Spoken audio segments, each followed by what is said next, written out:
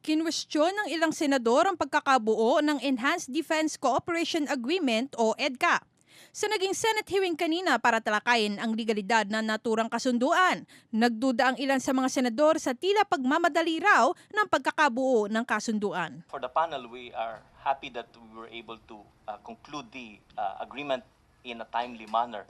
And I guess the Department of National Defense, together with DFA and other concerned agencies, are taking it one at a time. It is being speculated that the reason it is so general and so non-specific and that there's still so many questions is because it was a PR effort exactly for the visit of President Obama. Ayon kay Senador Bongbong Marcos, kulang na kulang ang mga detalye ng kasunduan. Para sa mga agreed locations, inamin ng mga taga-Department of National Defense o DND na pinag-aaralan pa nila ang mga lugar na posibleng paglahukan bilang agreed locations para maka-access ang mga Amerikanong tropa sa bansa.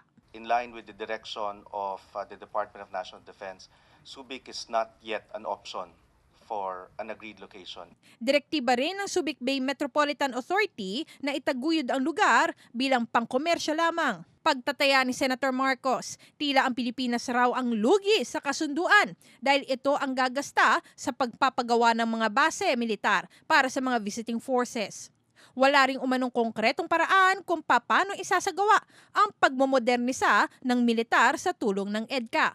Paglilinaw ng mga senador, isinagawa ang pagdinig para malaman kung ano pa ang mga kakulangan sa EDCA. We will have a hand in perhaps analyzing, studying, understanding, and making our comments on the implementation of the so-called Broad Framework Agreement. Kung hindi kailangan idaan sa Senado, then as it stands, nandyan na yan. Kung may kailangan idaan sa Senado at may mga provision na hindi nag-agree ang Senado, di kailangan baguhin. Tila nag-iiwan pa ng maraming katanungan ang legalidad ng EDCA para kay Senator Sergio Osmeña III.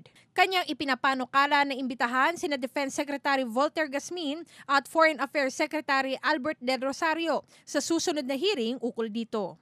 Satisfied? No, I'm not satisfied with the explanations. Ito po ang inyong kaibigan, Rema Peñaflor para sa Newslight.